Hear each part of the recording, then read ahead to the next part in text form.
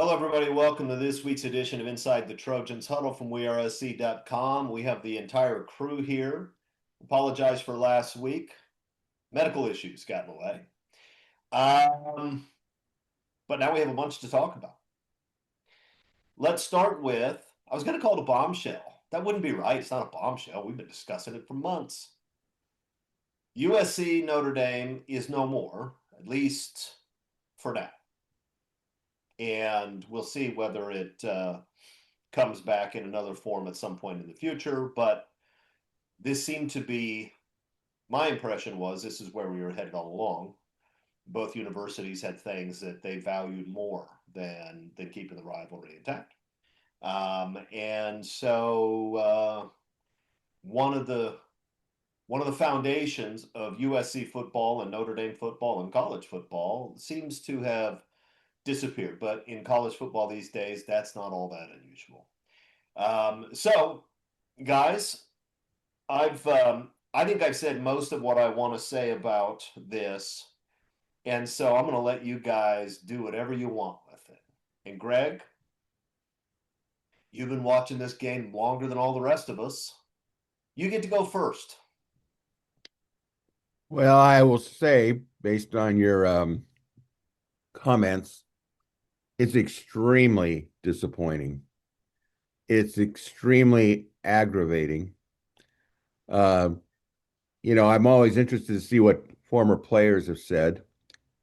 Keyshawn Johnson came out and I saw the video of it. He just ripped Lincoln Riley. He was really not supportive at all of Jen Cohen, the board of directors, everybody. And the thing is there was nothing that I could sit there and say, wow, that's really unfair. You get to a point, I think, in one's life that you see things that fall by the wayside like this. And my feeling is if two people want something to happen, it will happen. It doesn't make any difference to me if the game was in September. I said it, have it in the, first, second, or third game, preferably the second game, because I wouldn't want to have to worry about what the schedule order is in the Big Ten. I wouldn't want to play Notre Dame in the third game in September, and then the next week I'm at Ohio State or what have you. So I figured a second game would be all right. First game, you want to get the kinks out, play somebody, obviously of lesser talent, fine. You want to just have a little break between the second game in Notre Dame and the third game, bring in somebody who's, not as punishable, perhaps, let's say, and then get into the Big Ten.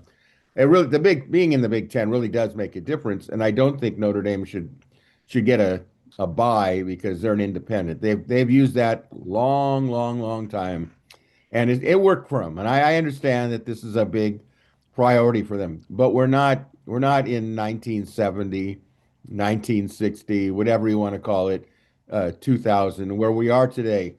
There's no doubt in my mind that the playoffs are going to be to completely wipe away everything that there is that we knew. I knew when Oklahoma and Texas stopped playing, that was just the beginning. Then all these realignments of leagues. Texas and Texas A&M, I think you meant. Well, I think my opinion is from an outsider's point of view. I don't live in the area, but it seemed to me that when I think of games that I look forward to was seeing Oklahoma and Texas, or Nebraska, Oklahoma, Nebraska, whatever. I think the point is well taken. The thing is that I think it's a pox on everybody. It's a pox on everybody. Now, 15 years from now, no one will care whether SC is playing Notre Dame. They'll say, "Oh yeah, that's what they did back then," because everything is going to be based on the playoffs. The real losers are going to be the other bowl games because now players aren't going to play. They haven't been. If they're not in the playoffs, there's no reason. Just get ready for the NFL draft. You're never going to see full rosters for any of these games except the playoffs, and the playoffs are going to dwarf everything. So I get that. But in terms of the discussion of SC and Notre Dame, it's a shame that this is a game that most of the country look forward to at various points of one watching college football.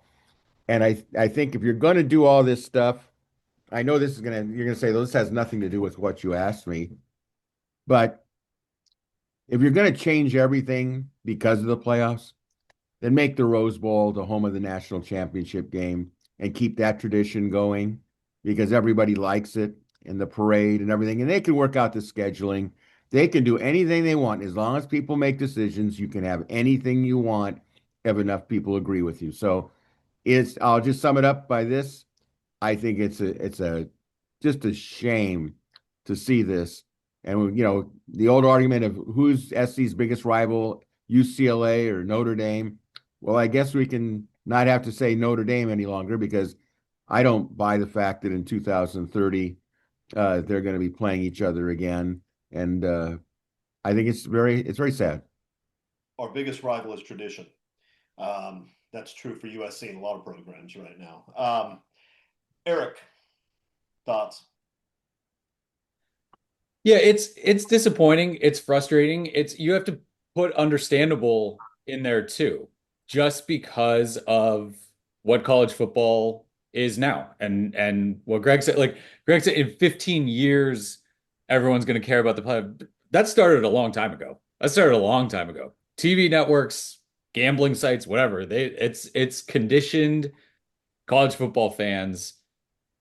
It doesn't. Who won the Rose Bowl last year? Year before? Last five Rose Bowls. Like those things that mattered forever don't matter anymore. Get yourself to the playoff. That's it. Get yourself to the playoff. That's what every coaching contract is structured around. That's what every college football discussion, every season that you go into, are you going to end up in the playoff? It doesn't matter who you beat along the way. Doesn't matter. Get to the playoff, and everyone's decided, okay, this is the way. It's piling up wins. It's piling up wins. And that's, I think, the frustrating thing where when this thing looks like it's going more and more toward that NFL model, right? All the way down from paying players to, I know that the conference thing is crazy because in the NFL, you don't have divisions with, 50 teams in it. And the conferences in college football just keep adding and adding teams. But you do have that sort of top level separating where you've got 30 teams every year that are potential playoff teams and six that could win it. But you look at the NFL right now, and it's like there's a 8-loss team that has a shot at the playoffs, right? Because they play really good teams. And so that's the frustrating thing where if it's all about the playoffs, we'll play your way in. Like play hard teams, take a team in there with 4 losses, like make sure that these teams can play. And I think that's what's hard is like, yeah, you have to get to the playoffs, but what everyone's decided is, well, the way there is chalk up wins. That's it. Schedule yourself to as many wins as you can. And the slightest thought of, well, if we challenge ourselves more than anyone else is challenging themselves, then we're doing a disservice to our players and all of that. And that's where it sort of gets frustrating and all that because this thing built in here, USC Notre Dame for sure mattered, but when the goal was get to the Rose Bowl, USC Notre Dame had nothing to do with going to the Rose Bowl. You could go to the Rose Bowl, lose to Notre Dame every single year, and still come out at the end of the season. Nobody wanted that, but like if your goal was to go win the Rose Bowl, you could do that. You can't sort of still play by those same rules when the goal, I think, has changed. And so that's where, yeah, I get it. And if you want to place blame, it's everywhere. It's everywhere. It's both programs, it's college football, it's all of that stuff with where you're going. And the hope is at the end of this, like I said, you get to where, no, you got to load these schedules up, you got to play. And then we see more games like this. But what we've heard from players, coaches, all that, like that travel, going north south, staying in your time zone, playing in Seattle, playing even just going out to Arizona, it's different. It's different than multiple time zones there and back and having to do all that stuff. Now you want to rewind the tape and whose fault is it that USC is doing that and all that stuff? Yeah, there's some with USC there for sure. it's the reality of the situation, and honestly, at the end of the day, it's in USC's best interest with what the goals are with college football now to not play them and to pile up wins. And there's a lot of people that don't like it, and I'm not going to tell them that they're wrong to not like that the end result is that USC and Notre Dame are not playing. It's interesting, even the rivalries that are still ongoing, Ohio State, Michigan, which is, I think, at this point, I mean, Auburn, Alabama fans might argue otherwise. Army, Navy fans might argue otherwise, but that for non-football reasons. But that's the biggest rivalry in college football now, undisputed, I think, with this one dropping away. Even that rivalry doesn't mean what it used to. I mean, Michigan beat Ohio State last year. Ohio State did not win the Big Ten last year.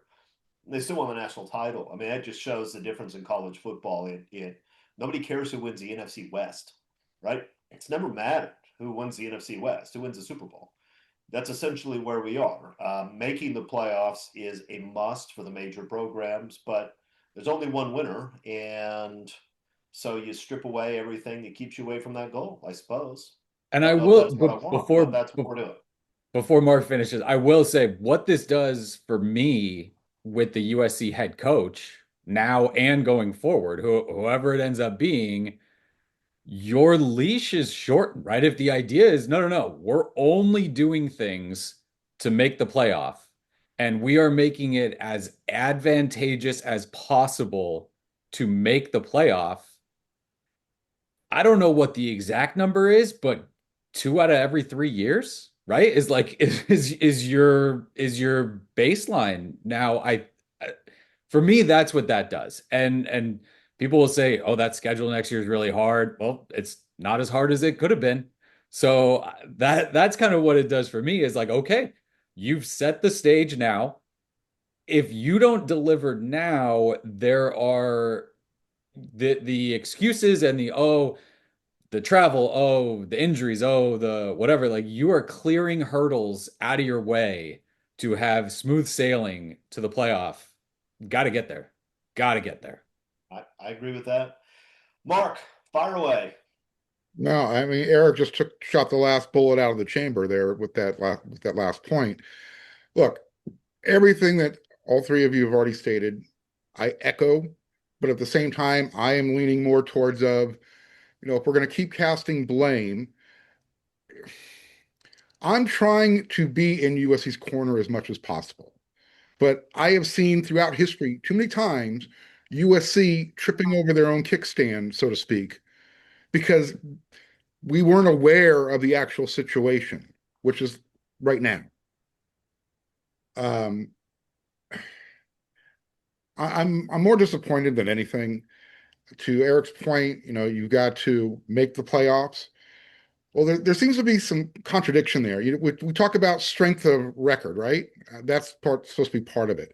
But at the same time, you want to make the schedule as easy as possible so you can grade the strength of somebody's record on who they played.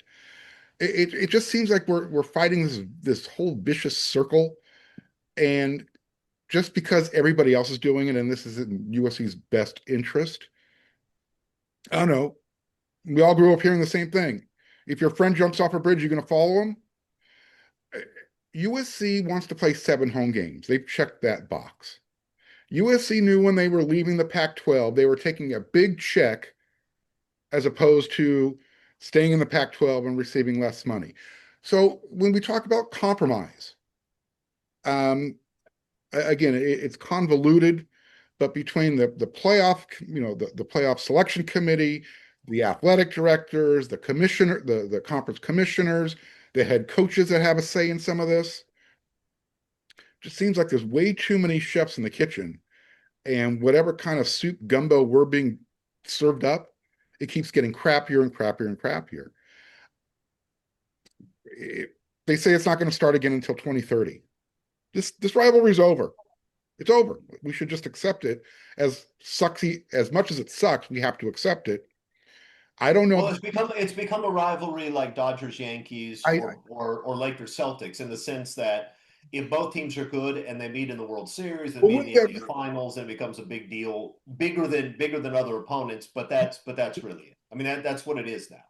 Chris, I brought this up when we were talking the other day. Um, the fact that USC does not want to play in October because they don't want to play in South Bend during the middle of the conference season, understandable. Now USC said they were willing to play Notre Dame in November at the end of the season after another rivalry game before the rivalry game with UCLA. So that wasn't acceptable. What happens if USC has to play at Notre Dame in the playoffs the end of December? I mean, it's karma, right? Remember when USC used to go out to South Bend in November back in the day before a compromise was made and they kind of adjusted the schedule? I'm not holding the water for Notre Dame here, but it just seems like every time USC has a chance to kind of control the narrative, put things into perspective, information comes out, and this is kind of what we're left with. And you don't know, you said it, everybody's circling their wagons. Notre Dame fans believe their story, USC fans want to believe their side, and somewhere in the middle lies the truth. And this whole MOU thing that's been coming out now these last couple of days.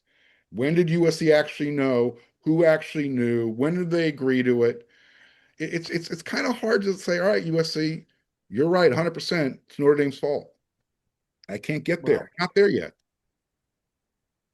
I said my piece on that already. I blame both universities. I think they were both Without a short-sighted, doubt. Without a doubt. and they both had rational reasons for making the decision they made too. So I want to approach it slightly differently because I'm not persuading anybody who doesn't already share my view on the other. But for those USC and Notre Dame fans who are taking the position, so what? It's about time. We'll just play Ohio State and Michigan now instead of Notre Dame. It doesn't matter. Stop being foolish. Even if you think this is the right decision for USC, even if you think it's what they had to do, in light of the travel, in light of the fact that making the playoffs is the most important thing, even if you think it's something that USC had to do and that Jen Cohen and Lincoln Riley and the others made the right decision, even if you think that, stop acting like this isn't a significant loss. It's a significant loss. There was something special about those two uniforms out on the field. There was something special about those two fight songs. There's something special about the games that those two teams have played over the years. And it would not be an exaggeration to say if you asked me to name my top 10 USC football memories or my top 10 USC football heartbreaks, that at least half of both lists are USC Notre Dame games.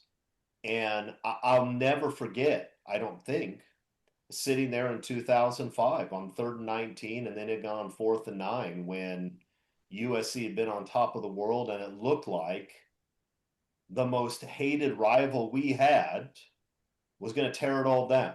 It was an extraordinary moment. If you were there, don't tell me now that losing this game doesn't matter. Don't tell me that. That's stupid. That's not you circling the wagons and defending USC's honor. That's you putting your head in the ground. Now, maybe you weren't there in 2005, but I would say if you're a brand new USC fan and you didn't witness the great moments in the rivalry, then you're probably not the right person to be speaking on whether we lost something. How the hell do you know?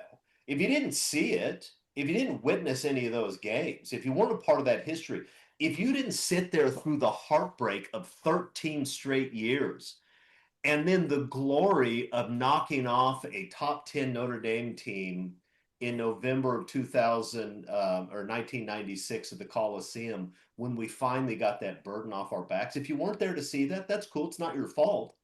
But just shut up about what the rivalry means or doesn't mean because you don't know anything. I think that's part of my problem too, Chris, is if USC was winning some of these games more recently, other than the one in 2022, I just know this fan base way too. I know like the back of my hand. They wouldn't be acting this way. But because I'm not trying to convince anybody to say that USC is at fault or that it was a mistake. I'm past that. We're done. It's over. I'm not gonna say it. Just stop telling yourself it doesn't matter. It's a huge loss for USC. It's a huge loss for Notre Dame. it's a huge loss for college football. College football is, with every one of these traditions that fall to the wayside, college football is less special than it used to be. That's just the truth. And you can pretend that it's not true. And maybe if you've been watching college football for 4 years, for you, it's not true. But that just means you don't know anything about the sport yet. And they changed it before you had an opportunity to know. That's unfortunate. Well, it's all about the playoffs, and it's going to get even more so when they expand to 16. And the bottom line is people are only going to care about the playoffs. They're not going to say, "Gee, what did SC do against Notre Dame?" We know that from watching college basketball. Basketball has a And lot. watching the NFL, Greg. Like nobody, regular season games in the NFL don't matter that much. People still watch them. They matter for standings. They matter for home field advantage, but they don't matter that much. If you're a wild card team and you win the Super Bowl, you won the Super Bowl, and that's not terrible. Look, the NFL is great. The NBA is great. College football with a playoff-based system will be great, but it'll be different, and we're losing some of the things that made college football different and made it special. And if you're a USC fan or a Notre Dame fan and you're cheering this because, well, I hate those guys anyway, of course you hated them. It's the whole point, you numbskull. You hated them because they're your biggest rival. Of course you hated them. That was the point. You wanted to beat them. You don't hate San Jose State because they've never given you reason to. Notre Dame has given me reason to hate them because they have ripped out my heart so many times over the years. And if you're a Notre Dame fan, you've been watching this game for a while, you can say the same thing about USC. I know they've ripped your heart out because I've been there to watch it and I cheered it. I don't want to talk about it anymore. I'm bummed out, but I knew this was coming. It was very clear that both universities had other priorities, and I get it. As Eric laid those priorities out, I get it. But it's unfortunate. I've lost my favorite day of the year. That's what it is. It all gets fixed when Notre Dame joins the Big Ten and they become locked in with USC, and USC plays UCLA and Notre Dame, and Notre Dame doesn't get the special treatment that it demands every single year. So, I mean, at this point, Notre Dame is, because of the playoff, opted out of its final game in 2025 and what would have been a week 0 USC game in 2026. So again, not to go back into the blame or anything like that. There's ways that it could be played.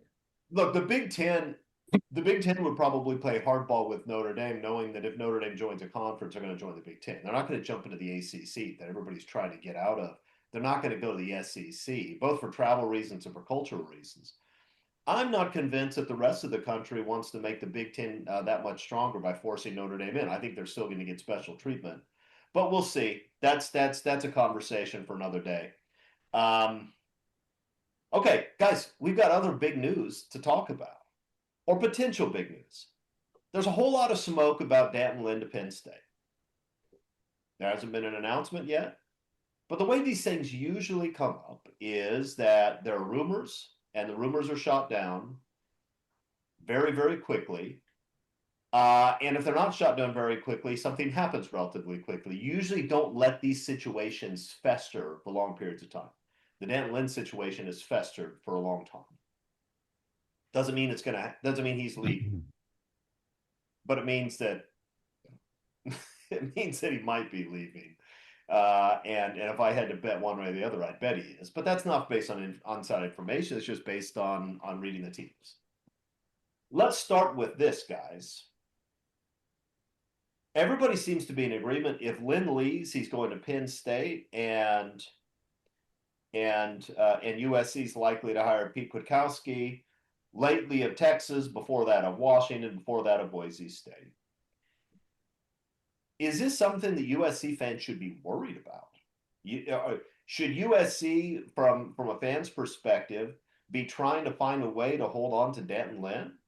Or should they be buying a bus ticket to the East Coast? Let's start there. That's provocative enough, don't you think? Mark, you get to weigh in on this. You actually have to talk to these people sometimes, so you may have to be careful, but I know you and you can't be careful, so go ahead. Oh, no, look, the thing that you started this topic off with was it keeps festering. You would think at this point, it's not smoke, it's not speculation. We know that there's been conversations. I asked Lincoln Riley straight up last week, What's the update? Well, and it was just kind of a very nonchalant, hey, we're a different program now 2 years than we were 2 years ago. We're a different program than we were 4 years ago. Whoever we get, we'll just level up. We're gonna keep making our coaching staff better. It was that response that kind of told me, like, well, he doesn't care if he leaves. And we're now how many days into this are we where this information surfaced from last week, where at some point USC, somebody has to say Dan Lynn is our defensive coordinator, and he will be our defensive coordinator in 2026. The fact that we're not hearing that, we're not getting that that vote of confidence, so to speak, that you get when general managers are talking about their head coaches. It's kind of telling. I don't think Dan Lynn is going to be USC's defensive coordinator next year. He will be for the bowl game, but soon thereafter, I think you have to make an announcement. Just like Notre Dame had their contingency plan in place with BYU moments after the announcement, I think USC's going to do the same thing with their defensive coordinator situation. Hopefully, yeah, that'd be my guess too. Eric McKinney, I'm going to put you in a tough spot. Okay. If Denton leaves and he's replaced by Pete Kwiatkowski, do you feel better or worse about the next 2 years of USC football? So that in a I know you don't want to. I know you don't. So better, but not 100% because of that. Like the talent coming in is like undeniably better than what he had, right? So Don't duck it. Come on. It's don't duck it. Who do you want in that office in 26 and 27? I don't think they take a step back. I don't think it gets worse if Kwiatkowski comes in. He has done it at so many different spots, right? Like so Lynn, the way he jumped into it at UCLA and got them going right now, that was something that USC needed. USC needed that. They needed a guy who can go, oh my God, we've got garbage out here. Can somebody fix this into something? And what he did in 24 was impressive. Yep. And what Lynn did it with, that sort of you realize, you probably should have realized in real time, but what we realized kind of as this season went along was, holy cow, those guys that he did it with in 2024 had like 50,000 career snaps between them. Like those were veteran guys who understood everything that he was talking about, and it was shaping them into sort of what he wanted his look. And if you go back to UCLA, same thing. Very, very veteran defense, especially in that defensive front. Yeah. And he got those guys to play at a high level. The struggle this year was what it seemed was getting really young guys to understand all the nuances and all of that. And that's understand the basics, Eric, to understand the basics. Okay. Okay. Yes. Yeah. That's not completely unheard of, but yeah, you get to week 8, week 9, and it's okay, it's still not happening, and it's still the same guy not doing that. So the track record of Kwiatkowski being able to get results with Boise State level talent, with Washington, and when I say Washington level talent, that team churned out defensive NFL guys while he was there. Like every time it was like, where'd this guy come from? How'd Washington end up with him? And it was always kind of those low 4-star, borderline 3 to 4-star guys where you thought, could USC take a run at him? Probably not. Then you go up there and do really well. Then at Texas, you get the Texas guys that they recruit, and he was able to do it with them too. So the track record that you have with him, I think there would be a lot of confidence in, boy, he's going to figure that out. But you still got, there's some personnel stuff at USC even, right? Can you develop linebackers? Do you have linebackers that can really play against the run every single snap? It doesn't matter what scheme you have if you can't get those guys to do that, if you can't get defensive linemen to hold up against the run, close gaps on the edge, all of that sort of stuff, then you put anybody in there and they'd have a hard time. But yeah, to answer your question, because it has to be a yes or no, I think yes, because that long track record of him doing it. Greg Katz, answer the same question for me. You feel All right. better or Okay. worse if Kwiatkowski replaces Danton Lynn next week? I will say better. And the reason I say better is I've watched this system, and when I'm looking at stuff, I know people who know more than me are looking at it. And when I see a play or an audible or whatever, there's nobody to block. I mean, it's just like I look at SC will have three guys on one side, defenders, and there's a big gap on the other side. Uh, and I just go, well, of course they're going to run it there. And then you look at the linebackers and you go, well, what are the linebackers doing? And to me, I think the defensive secondary coaches have done a good job for the most part, in my opinion. I can't say the same thing about the linebacker coaching. I'm sorry. Now, part of that could be the scheme that they run, of course, but I look at the players, it's like, do you know what? I mean, did Eric Gentry get better?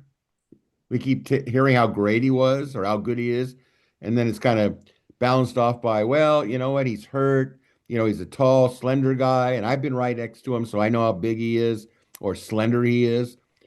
And then I look at the defensive line situation, and to me, it was a travesty. I mean, it was just a travesty.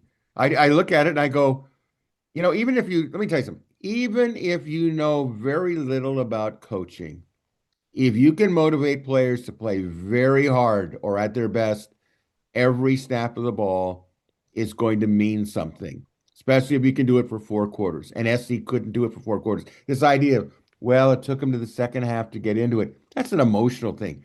If you ask Sean Cody, did it take you to the second half, Sean, to really get into the game? He played it the first game, the first quarter might have been fourth and goal at the one every play. And you look at those players, it's the players. It's I think that if Danton Lynn goes, first of all, I think he's going, and I'll tell you why he's going. They're waiting till after the bowl game, so there's no disruption of saying, well, of course they didn't do well. You know, Danton Lynn, their defensive coordinator, was leaving. The players didn't know what they were doing, and the guy who took his place. No, Danton Lynn will do it after the bowl game. Now, if you listen to Pete Carroll's comment, or Pete Carroll, if you listen to Lincoln Riley's comment, there was that comment where he said, well, he's got to do what he's got to do. To me, to come out and say that, I'm not saying it was wrong for him to say that, but when he said that, that was complete confirmation that he's expecting that he might lose this guy. And also, we started hearing the things about the former Texas defensive coordinator. It just seemed like it's all kind of setting up for this transition. The bigger question I have is what players that came to SC defensively that wanted to be under that Danton Lynn system, how will that affect them? It may not affect them at all. I think the people that are going to get affected would be the assistant coaches if there's changes there. That's where I see that there could be a biggest factor. But no, I don't think it's going to make any difference if Danton Lynn goes. Not at all. I'm going to preface this by saying I think Danton Lynn is a good football coach. I thought he did a really good job at UCLA as a first-year defensive coordinator. I thought he did a really good job his first year at USC with front seven talent, especially that's pretty underwhelming. Experienced guys, but not highly talented guys. And the one highly talented guy they had, they couldn't convince to play hard, or they were freshmen. And Denton Lynn is going to go on to have a lot of success as a football coach. I don't doubt any of that. I don't know that. I think Denton Lynn is a third year. He's only been in college 3 years. He's only been a defensive coordinator 3 years. I think Denton Lynn is going to learn a ton from this past season, and he's probably going to have to adjust the way he does things. I have I have a couple of major concerns with Denton Lynn right now. The first one is I have concerns about his ability to project players, to look at a player, a high school kid, or frankly, someone in the transfer portal and say, yep, that's my guy. He can step in and do what I need him to do. And I have those doubts because I thought they missed in the transfer portal in pretty gigantic ways this past year. And because I think that defensive staff and Lincoln Riley badly misjudged what they had up front defensively. And I look at that and say, not that Denton Lynn can't coach, but that Denton Lynn may not yet be in a position where he can look at college players and say, I know what this guy is. I'm not sure he can. And if he can, he didn't do a very good job of it this past year. And that's a major issue. As Eric pointed out, one of the things they did fantastically well, Peterson and Kwiatkowski in Washington, is take guys who were good recruits, but not national 5-star level recruits, and say, that guy's going to be an NFL starter, and turn him into that. That is one of the most important things you can do as college football coach is look at high school kids and say, I can tell you what that guy's going to be in 2 or 3 years. Nick Saban is legendary for that, but not just Nick Saban, John McKay too. You talk to the people who knew John McKay and they say, John McKay look at a guy and say, that guy's going to be a tight end. It didn't matter what position he played, John McKay knew. I don't know if Denton Lynn is yet in a position to do that. My second concern is that I think Lynn and all of the NFL coaches he had around him are used to dealing with a very different type of player. It's one thing for Coach Henderson to take a guy who has been playing in the NFL for 8 years and is already an all-pro, or just guys who are already professionals. They understand the game of football. They understand what's required of them, and help tweak their technique to make them better. That's a hugely valuable skill.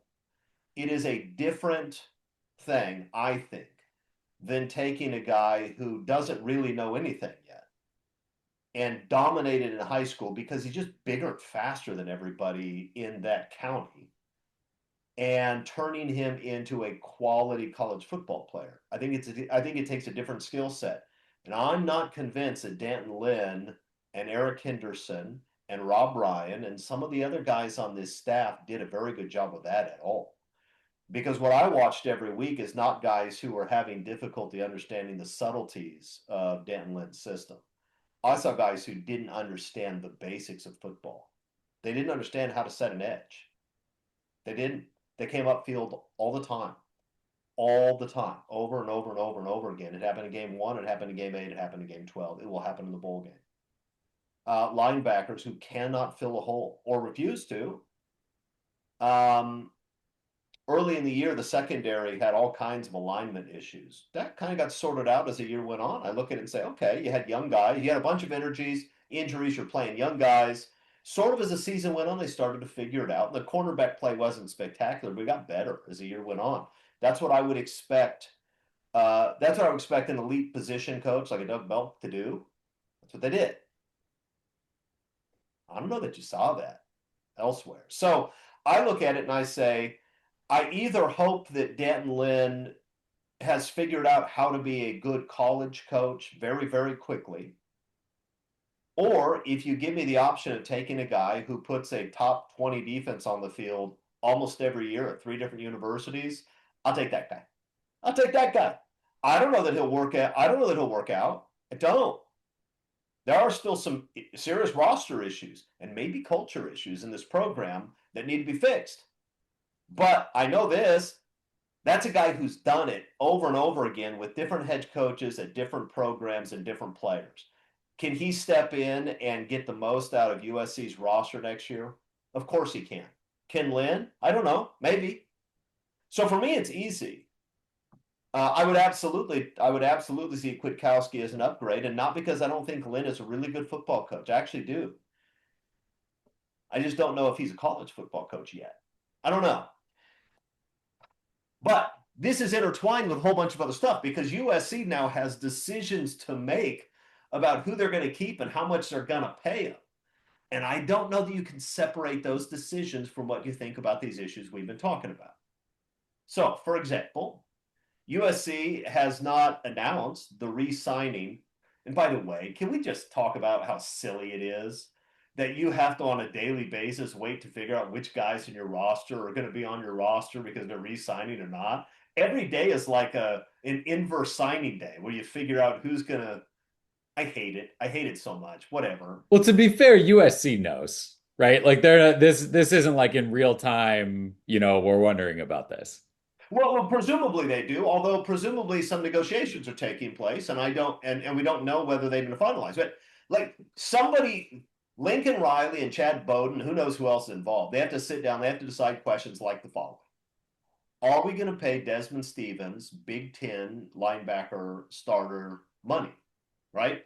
In order to make that decision, you have to ask yourself, what went wrong with the linebacking core last year? Was it Rob Ryan problem? Is Rob Ryan a guy who's just semi-retired and he's an NFL coach anyway, and he didn't teach the kids? Possible. Is it a scheme problem? Instead of teaching these linebackers to play downhill and hit the hole the way you'd expect linebackers to do, are we asking them to try to do too much, to read too much, to defend the RPO instead of just freaking stopping the run? I don't know. Or is it that Desmond Stevens is unable to do what the coaches have asked him to do? I don't know the answer to that question. I'm just saying, when you sit down to figure out who you're bringing back and what you're looking for if you're not bringing those guys back, all of this stuff is wrapped up in it. It's not just that guy, whether he's a good player or a bad player. It's also, was his position coach the right guy? Is this scheme a good fit for these players, for this conference? I mean, there are all kinds of difficult questions. So, guys, let's jump into the whole re-signing stuff. Obviously, a couple of the big dominoes have already fallen. Jade Mayav is back, which is good. Wayman Jordan is back. That's good. With those two guys and a bunch of returning offensive linemen and a good offensive line coach, I'll tell you right now, that offense is going to score points next year. They're going to. Who's the one guy that hasn't re-signed that you say, man, we have to get that one locked down? Mark, who's your guy? Who's the one guy? Just give me one. Don't take everybody's. Just give me one. Who's the one guy you say, I need that guy locked down? I think you've already mentioned the offensive line, so I'm going to start left to right and say we've got to get the left tackle figured out, right? Is Elijah Page coming back? Period. I asked Tobias Raymond at practice last week if there's been discussion amongst the group getting all 5 returners to come back next year and kind of run the things. And he gave the obligatory, everybody's got to do what's right for them. So I have 2 answers. I'm only going to give you one because you asked for one, but they are both on the offensive line, starting left to right. Let's get the left tackle taken care of. Yeah, look, guys, this is the most important one, right? Of all the guys that are still out there, the one that makes the biggest difference is Elijah Page. If Elijah Page comes back and he's healthy, that dramatically changes USC's offense. Yeah? I mean, is there any dispute about that? That's enormous. Alani Noah, I'd like to get signed. But I could plug in one of the young guys that's been in the program a year or two and think they'll probably do all right. I'm not convinced that Kobe Pepe couldn't step in at right guard next year. Kalen Miller. Well. We've seen Kalen Miller do it. He's there. Yeah, and he's probably undersized. I'm just suggesting, I think there are guys who can do it. I don't know if you have anybody who can step in and play left tackle next year, not at a high level. So he's my guy too. Elijah Page is number 1. Now it's going to get harder. Greg, you can't say Elijah Page. Who is it that USC, if anybody, maybe you think, nah, we're good. But if you don't think that, who's the next guy that they have to lock down? Well, since you took away a big hitter there, and rightfully so, yeah. I'm going to go with backup quarterback Longstreet. I think that you always have to say, if Mayava goes down, let's just say, who do you want to be the quarterback? I don't want the true freshman to be the quarterback. Longstreet knows what he's doing. I say, if you can't get Longstreet to re-up, you really got to ask, what is the issue? And since that's, a Lincoln Riley mentorship there, he's mentoring this kid. The fact that he hasn't come out and signed right away makes me wonder, what is he thinking? What is he doing? Uh, you know, Recruiting is such as you're always looking for the, greener pastures, which is okay. But when you have a guy already in your program, Longstreet, who in all likelihood could be the starting quarterback at any time next season, if it's not him, you're in trouble, because I don't think you can have somebody step into that system and, just live off of just quick outs and, slant patterns and that sort of stuff. So I'm going to say Longstreet, in my opinion. Yeah, and look, quarterbacks have been bouncing around now a lot in college football, and every program loses big time quarterbacks, right? Alabama does, and Ohio State does. Everybody does. So if Longstreet leaves, I won't I won't see that as an indictment of Lincoln Riley or his program. That's what quarterbacks do. But I'm with you, Greg. If you don't have him, Jade Mailava has to stay healthy, because otherwise you either have to trust a true freshman quarterback, which Lincoln Riley's system puts way too much on the quarterback's shoulders for anybody to feel good about that. Or you're going to have to go out and get a veteran who doesn't expect to be a starter, a Heward type. And I'm glad they had Heward on the roster last year. I thought that was a good pickup. But you don't want Heward to have to win a game in Eugene in order to get right. I mean, so yeah, I think you're right. Although the way quarterbacks bounce around and the money that gets offered to kids, I guess we'll see. Okay, Eric, yours is harder now. They took the two obvious names. Well, like Longstreet, we can get into a big thing about Longstreet later on, but I just looking at it, and it's not me, right? It's not my playing time. It's not my money being offered, whatever. Just nothing about that decision in terms of the long term. I want to play in the NFL for years and years and years and years. Nothing about that makes sense to bounce right now. Away from USC, away from Lincoln Riley, away from what you would definitely be asked to do in packages and playing a little bit next. He saw the field he got snaps against Illinois and Notre Dame this year as a true freshman. No, not a ton, but like worked in enough, staying within that redshirt 4 game thing. He's going to be used next year. Again, this is a different conversation and Yeah, all of that, but the way let's have the conversation. Look, you're His right. This is dad a good spelled it out, conversation to Eric. have. Eric, his dad said it out loud. I mean, yeah, he he, wants to Well, play. look, he doesn't want to hold the ball. here's He here's wants the to play. problem. That's what I'm Here's the saying is problem that he has. what I'm saying If is you Jane will Maiava play. transferred out, and he's not going to, we know that. If Jane Maiava transferred out, Jane Maiava could go to a program that needs a starting quarterback and has all the other pieces to make a championship run, right? He could do that. I don't know that Longstreet can. I mean, if you are, look, and who else would he go play for? If he wants to go to Ohio State and play for Ryan Day, well, that's cool, but Ryan Day isn't going to develop quarterbacks better than Lincoln Riley is anyway, and you're still going to be behind somebody. In fact, a It'd be younger one guy. of these teams losing it. Or Arizona State, right? Levitt's out. TCU, Hoover's out. Like the guys that are leaving, opening a vacuum there. I think that's where you land. And I do think there are coaches out there that would roll the dice. Like they'd see a few of the snaps, they'd see the recruiting rankings, they'd Yeah, know who he was.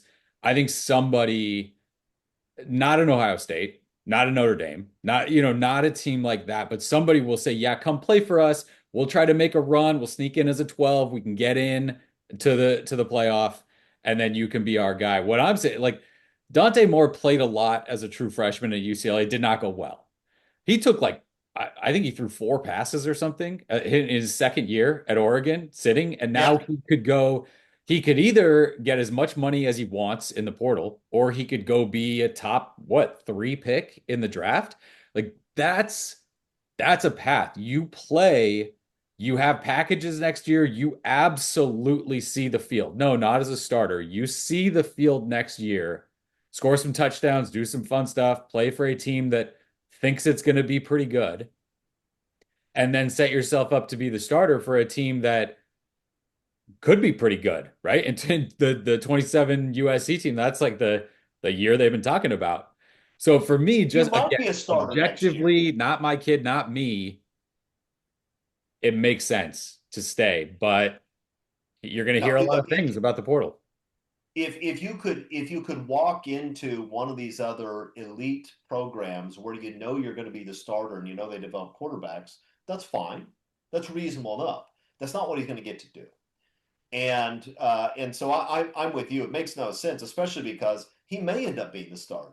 I mean, I know no quarterback has ever been injured and his backup had to play, but this could be the first year in history when that happened. So I don't know, but because quarterbacks do sometimes get hurt, USC either has to sign him or they have to go get a veteran who doesn't expect to start and hope that he can be a caretaker system guy if Maava goes down. But that's not where you want to be. Look, Lincoln Riley doesn't need to go full Tim Tebow, Chris Leak type of two quarterback system, but he could lean into that a little bit. He can lean into that. Sure. No. And because you can and because you don't have to worry about burning the red shirt because it's already been burned, you can play them every week. You don't have to pick and choose. And look, the other thing is that I don't know that we know what you have in Longstreet yet. You have a guy that can move and has a strong arm and looked good in limited time. But the thing that separates the five-star quarterbacks who succeed from the five-star quarterbacks who don't succeed is not that they have a strong arm, right? They all have that. That's why they're five stars. Can you make good decisions and can you make those good decisions under pressure? And nobody knows that about Longstreet yet. Nobody knows. I don't think Lincoln Riley knows that yet.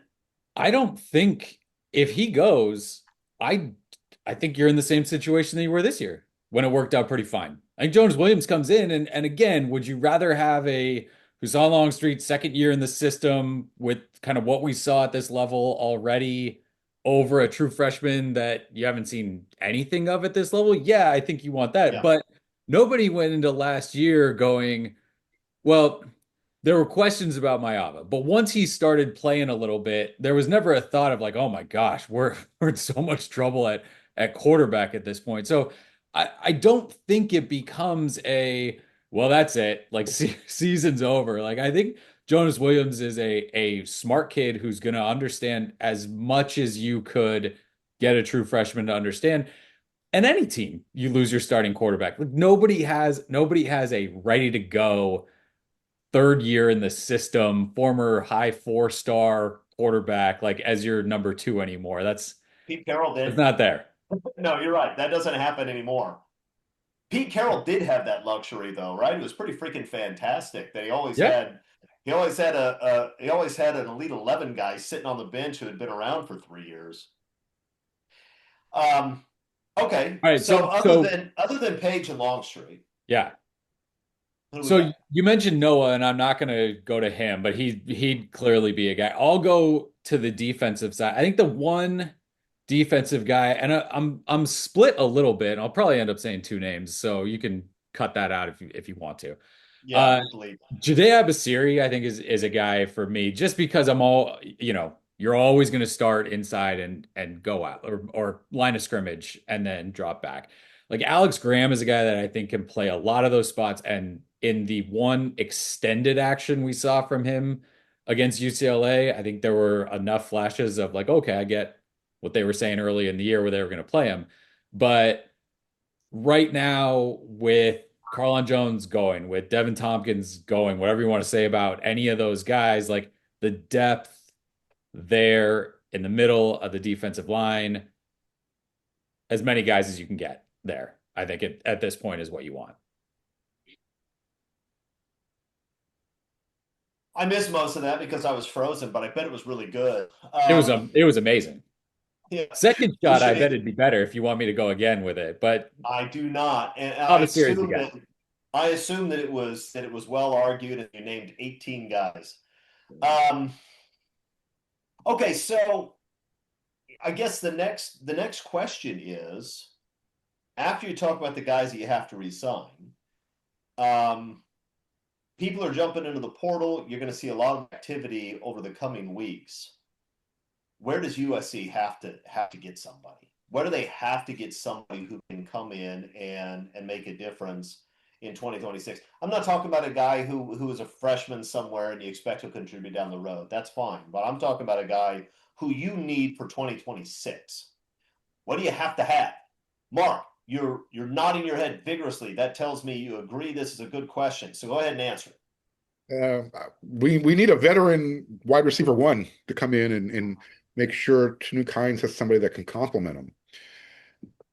You're losing Mekhi Lemon, the Biletnikoff Award winner. You're losing Jacoby Lane. Yeah, we're getting Zacharias Williams back, who was going to be Utah's #1 wide receiver last year had he stayed in Utah. But we didn't really see a whole lot of him. He was hurt all year. So until we know he is a capable wide receiver one, if Nick Marsh is on the market, you go pay Nick Marsh what he needs to come in for 1 year, fill in that gap. So the guys like Booby Feaster and Trent Mosley and Luke Weaver and How that. about Tanuk Hines? Don't you like Tanuk Hines? Are you not a Tanuk Hines believer? I said you need somebody to complement Tanuk Hines. Wow. So Tanuk, he might be a #1 guy, but right now he's had Jacoby Lane and Mekhi Lemon kind of taking the pressure off of him. Right now he's the dude, and you need somebody to kind of help that out a little bit.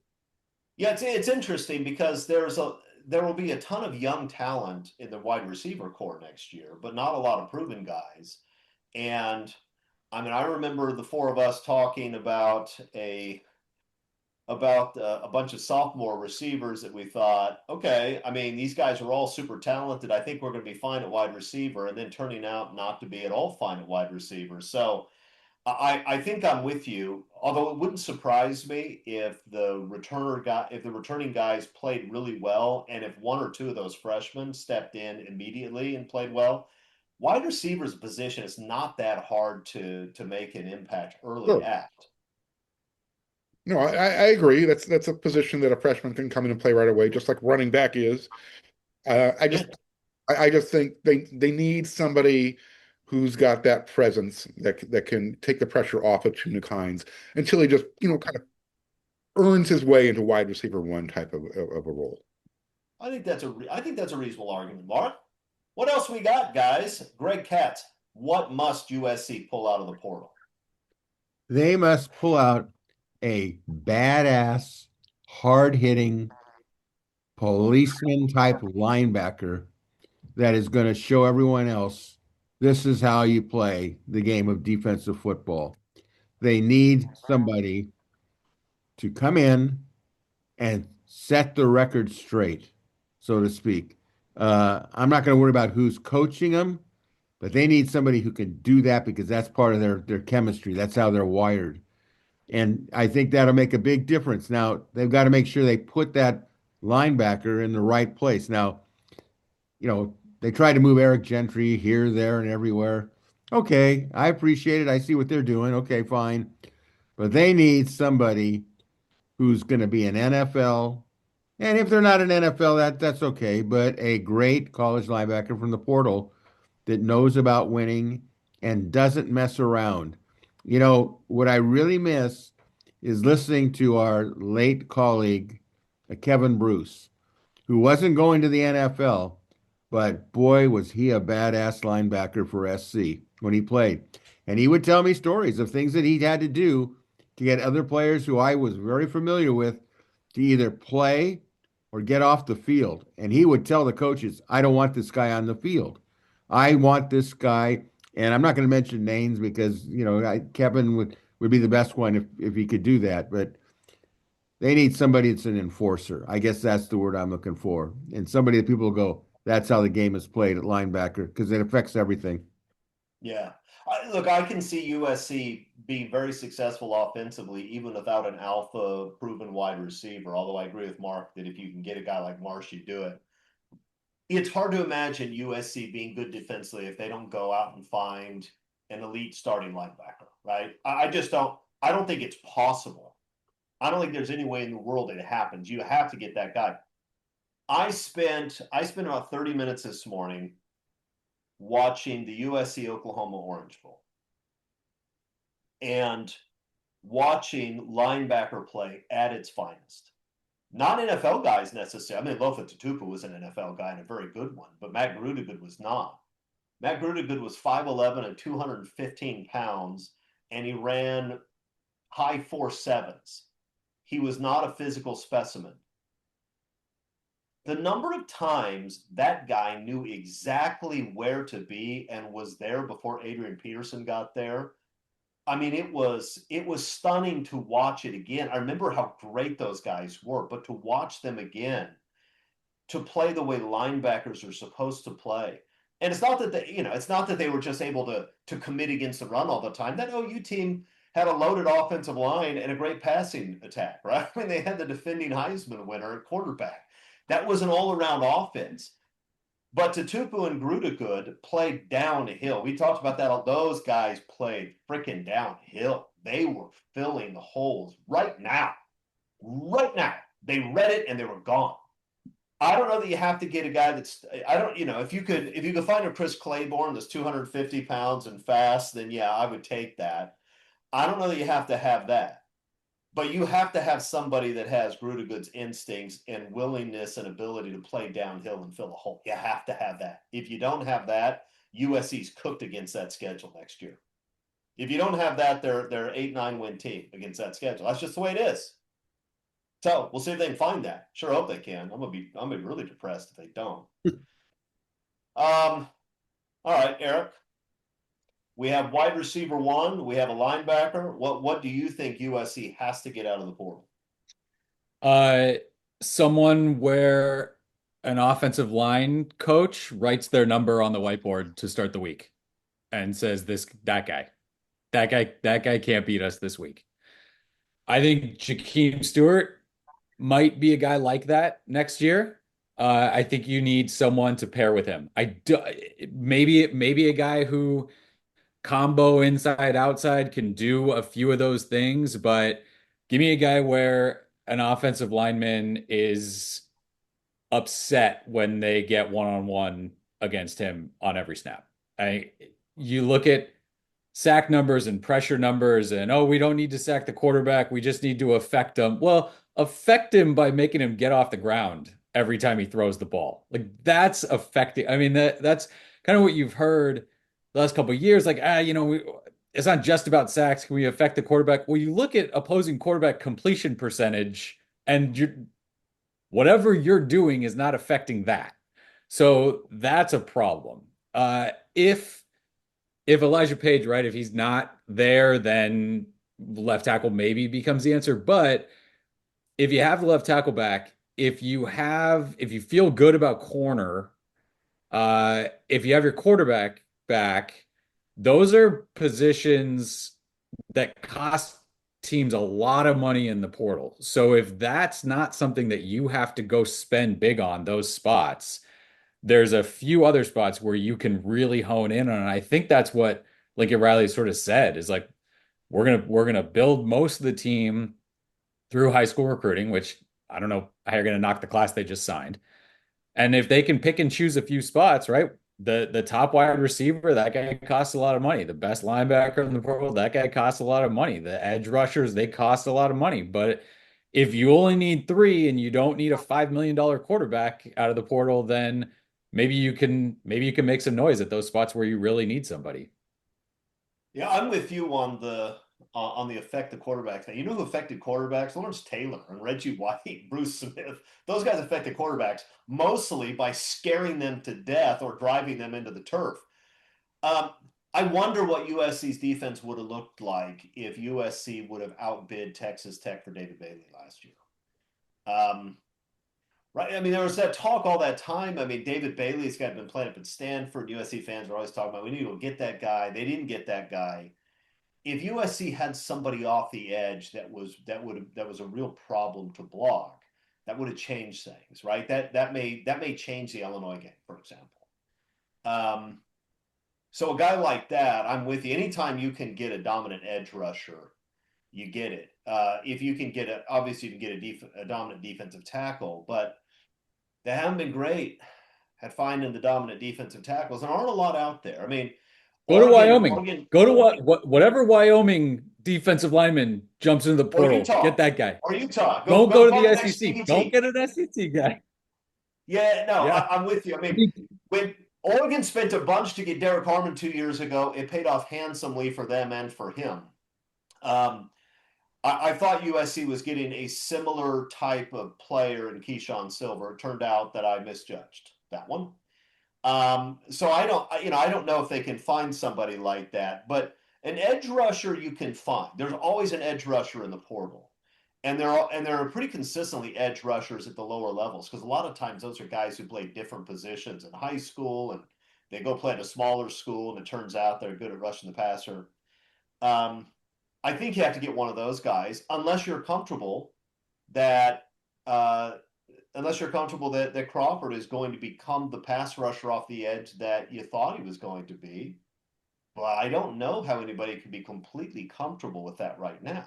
Well, you got Crawford, you got Braylon Shelby. Yeah, same issue, right? So Jaden Ramos is a guy that I'm interested in. You talk to his high school coach coming out, it's like that he's the best pass rusher in Texas. And if you get that guy coming out of high school every year, I think you like that, right? Weight, size, all that sort of stuff. But he's potentially there, and then Luke Wafel's coming into play right away. So, but it's potential, right? You knew David Bailey is going to Texas Tech, and he's going to be in the top 10 in sacks this year. You knew that was happening. Yep. If there's a guy like that in the portal, I think you have to look at it. I think let's talk about the elephant in the room right now, because USC had a ton of guys who were very highly regarded as recruits playing on the edge this year. Ton of them. Anthony Lucas, Braylon Shelby, Cam Crawford, those three guys, everybody in the country would have taken those three guys. They were elite recruits, and they've all been at USC at least 2 or 3 years now. What the hell is Sean Newitt doing? I mean, I don't know I don't know if it's fair to call him out. Maybe it's not his fault that none of his players, all of whom have the measurables you want, developed. But at some point, you kind of look at it and say, yeah, but I mean, you're paid so that those guys who have long arms and are fast and athletic sack quarterbacks. And they aren't sacking quarterbacks. And not only are they not sacking quarterbacks, they're getting blocked one-on-one consistently. And they're not sacking quarterbacks. That's a problem. For me, that's a problem. And when you start to, and we've already mentioned maybe Rob Ryan isn't the right guy at linebacker. I'm gonna say, after seeing a couple of years of Sean Newell, I'm wondering what it is exactly his specialty is. If it's not setting the edge in the run game, and if it's not rushing the passer, what exactly is the specialty that he teaches to edge guys? Because those are the two things I want my edge guys to do, and I don't see them doing it. And so part of what you have to ask yourself if you're Lincoln Riley is, if we change that position coach, do we get a whole lot more out of Braylon Shelby? Do we get a whole lot more out of Cam Crawford? Can we expect that we will very quickly develop somebody like Luke Wafel? I don't know what Lincoln Riley thinks about those things, although we may find out here in the next week or two. But, I mean, because you look at USC's roster and you say, there are no proven edge rushers on that roster. But, man, there are a ton of guys that we thought would be proven edge rushers at this point in their careers, and they're not. So maybe it's a personnel problem, probably. Maybe it's not. Maybe there's a deeper problem there, and these guys are not getting the coaching they deserve. I don't know. But when you talk about what you need out of the portal, that's part of what you have to figure out, I think. Is there anything? The numbers are the number, right? The sack numbers are the sack numbers. They're not getting there. And I get their quarterbacks are getting the ball out. They're not just doing that against USC. Nobody goes into the Ohio State game going, oh, let's make sure our quarterback holds it for 8 seconds in the pocket. Like that's just not happening. USC guys they're just not getting there. They're not getting there. And so finding out a way to do that. If you really believe that the reason you're not getting pressure on the quarterback is because the quarterback's getting the ball out way too early, well, then stop giving 10-yard cushions, right? I mean, there is that too, right? You see all these times where USC is playing so soft in the secondary because they don't want to get thrown over the top of their heads, and I understand that, but that means you're giving them 8 yards anytime they want it. So if you really believe that's the reason the pass rushers aren't getting there, then there are probably some adjustments you could have made before game 12 to solve that problem. But by the way, that's not the reason. Because in the NFL, the elite edge rushers that destroy game plans, those guys get there. I mean, like right away. If you remember Elijah Page's birth by fire at Michigan a couple of years ago, that's what happens when you have an elite edge rusher against a young offensive lineman. It was like it's not like it's not like USC say, "Well, we'll just get rid of the ball quick." You couldn't possibly get rid of the ball quick enough. He was at Miller Moss by the time Miller Moss is catching the shotgun snap. It was like it's immediate. That's what an elite edge rusher does to you, right? I mean, that's what Micah Parsons does in an NFL game. So no, that's not the whole problem. The problem is that our guys didn't get there. I don't know if it's a talent problem or a technique problem, but they didn't get there. And if you want to be good defensively next year, you better find somebody who can get there. All right? You got to find somebody who can do it. If that's Cam Crawford, cool. I hope it is. It hadn't been yet. All right. How about this? Corner? Are we comfortable at corner going into next season?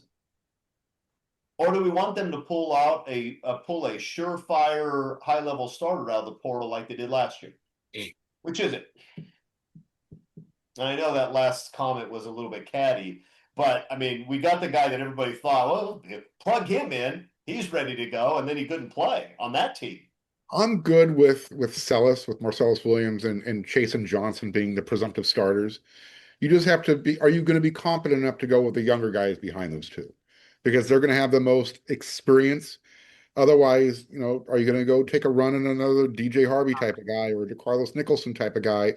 Who Nicholson, after 2+ years, he looked the part like you wanted He him to. played well. Yeah, he played well. right. Yeah. But he wasn't a Mekhi Blackman who came in right away and just took over. So again, I think you're confident with Sellis and with Chasen Johnson. It's behind those guys. Are you going to be okay with RJ Sermons, and say Elbert Hill if those are your two Preston backups? Castro there too. Yeah, I mean, again, I'm just trying to rattle names off. Absolutely. Yeah, Scoring number 7.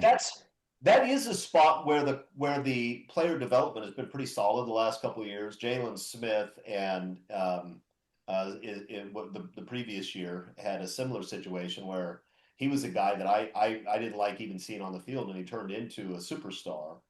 So I think you like the development you get at that spot, and you have a lot of young talent. Are you comfortable that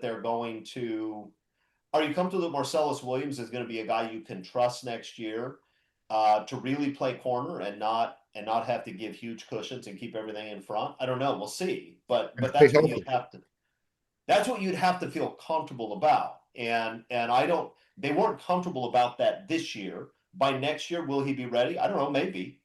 I mean, they have some talented guys, but they're all young and they're all unproven.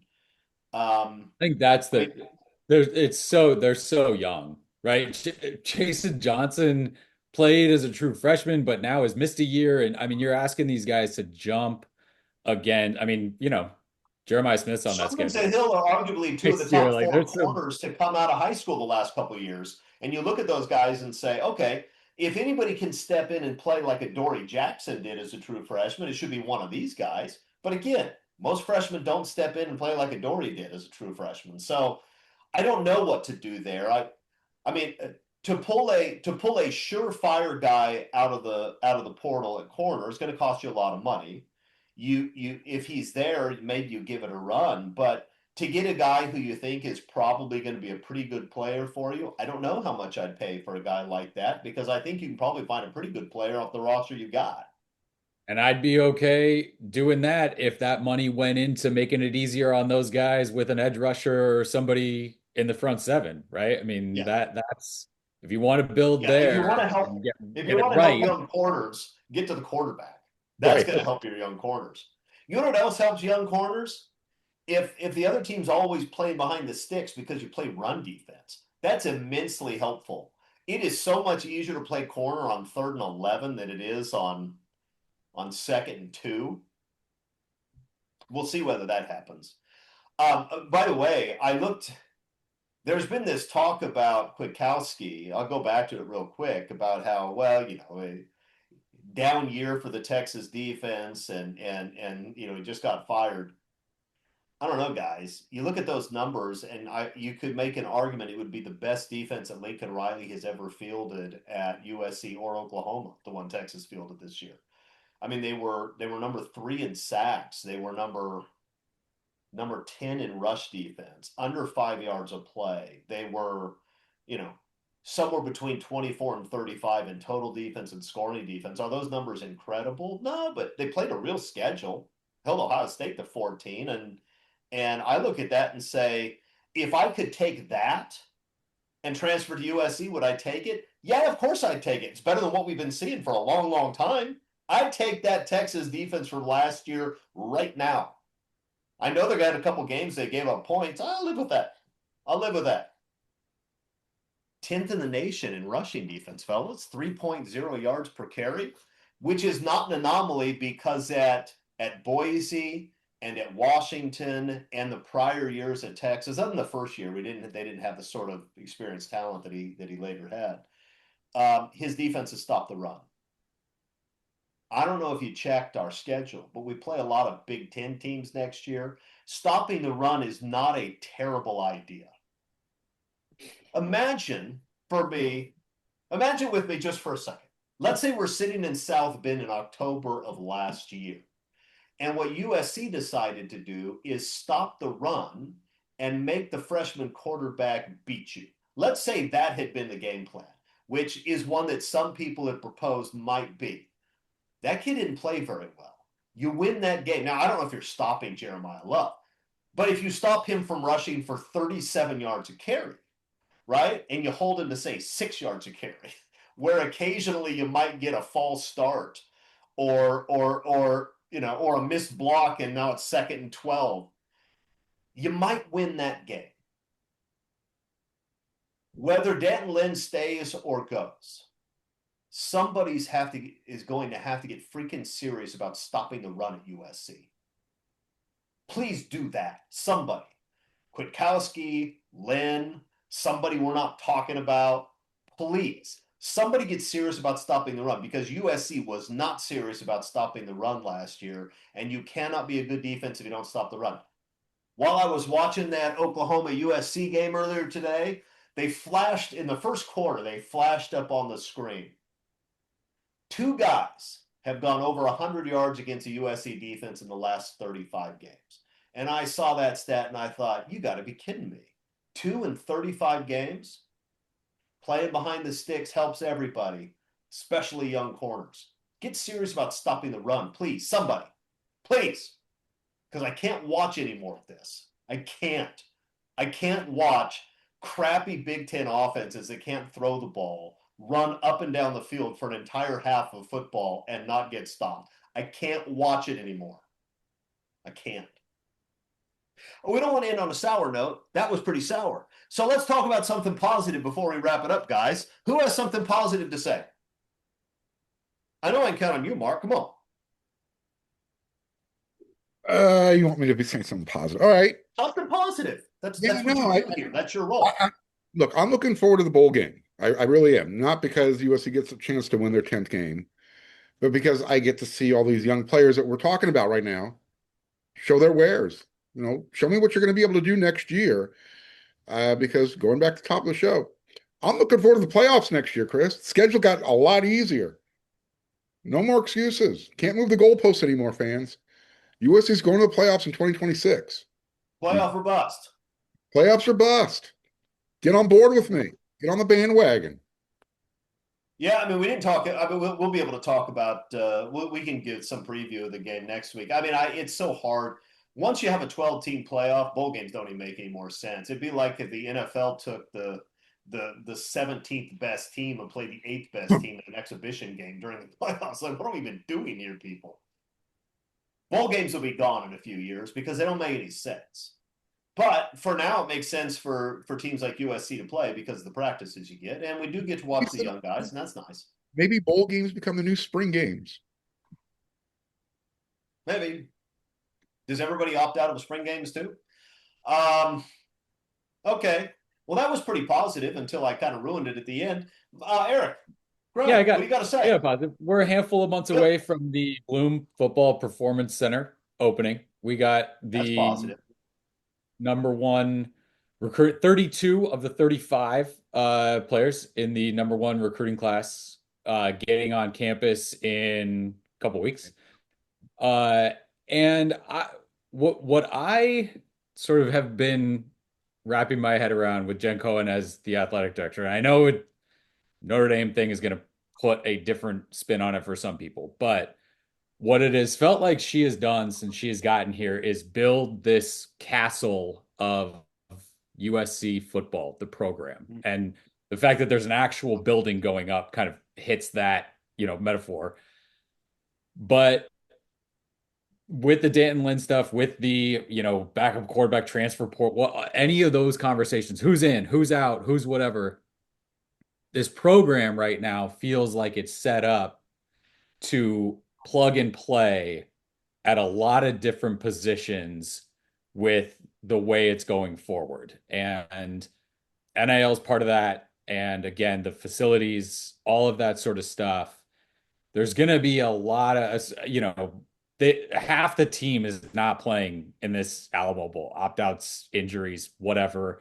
TCU's got a couple guys out, but most of their team's playing. Win, lose, whatever in that game. There should be some real positive feelings going into next year. You mentioned Jay Mayav is back, Wayman Jordan's back, like linemen are back, that sort of stuff. Like that schedule is tough, but there's not a ton of reasons to be super down on like the program that is built right now and how it goes forward and how it can keep going forward. This guy in, that guy out, coordinator in, head coach in, out, whatever it is, like it feels built and moving forward right now in a positive way. Yeah, look, 5 or 6 years ago, we were having discussions about whether or not USC even cares about football, whether they're even committed to it. It's clear that USC is committed to football now. And Jen Cohen has given Lincoln Riley or any coach really everything they could possibly need to be successful. Yep. You've got the building, you have the funds, you have the administrative staff that you need. You have more than enough money to get whatever coaches you want, right? You have all of that stuff. So, and by the way, you don't want to play our biggest rival for the last 80 years? Cool. We won't even do that. We'll give you that. It's all lined up, Lincoln. It is there for the taking. And all you have to do is find your way into the top freaking 12, which I've seen other USC coaches do on occasion. So that tells me that he is now in a position where everything he could possibly want, he has been handed. And so if he's the coach that we hoped he would be when he got hired, if he's the coach that you would think he is in light of how much money he makes, then we're going to have a pretty good next couple of years.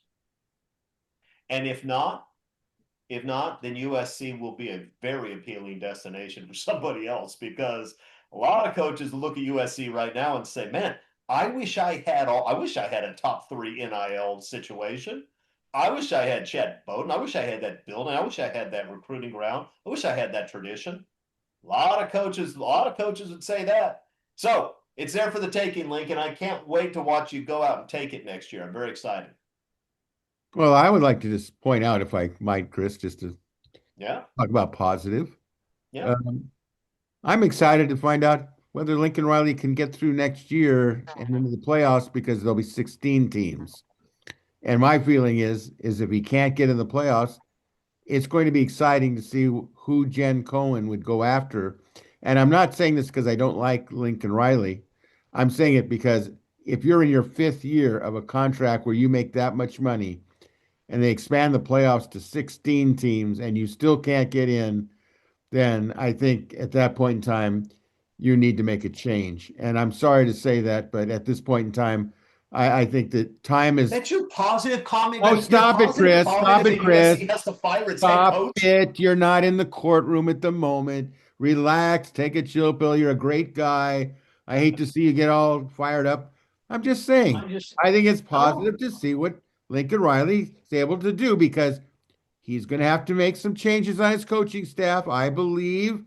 Okay. We'll see how much power Chad Bowden has. And, I really think that Jen Cohen, she's taking a lot of heat right at this moment about the Notre Dame thing. If SC goes to the playoffs, people aren't going to care about the Notre Dame rivalry. They're going to care about, do we have a home game for the playoffs or who are we playing in the playoffs? Is it possible that SC could open up in the playoffs at South Bend against Notre Dame? Do you think that No, would Greg, be you're possible? right about that. And that's exactly what Jen Cohen is counting on. She is counting on USC being a repeat player in those playoffs. And once they are, she'll be able to tell people, I know we're upset about the Notre Dame thing. We still have a chance of playing in the playoffs, but we did what we had to do to get USC back to the top. And if that works, then she'll get away with it and she'll be fine. Yep. But it has to work. The pressure on her now and the pressure on Lincoln Riley has ratcheted up even more. It's going to be year 5. You have everything you could possibly want, and you took away Notre Dame so you could make the playoff. Go make the freaking playoff. That's it. That's it. There's no excuses next year. There's no excuses. Good. And that's fine. It's USC. And as Lincoln Riley has pointed out since the day he was hired, you don't come to a place like this if you want excuses. You come to a place like this, they expect you to perform. So it's time. It's time. We'll see what happens. Should be exciting. All right, fellas, that's it. Greg's positive comment. Look, there was nothing wrong with your comment, Greg. It's just kind of funny that, I asked for a positive comment. You talked about the coach getting fired. That's funny. Yeah, it was a People come here because they appreciate your humor. Okay, we're out of here. Thanks for joining us. Next week, we'll probably talk a little bit about the bowl game. Probably talk about whatever other crazy stuff has happened in USC football that we don't even know about yet. Until then, fight on, everybody.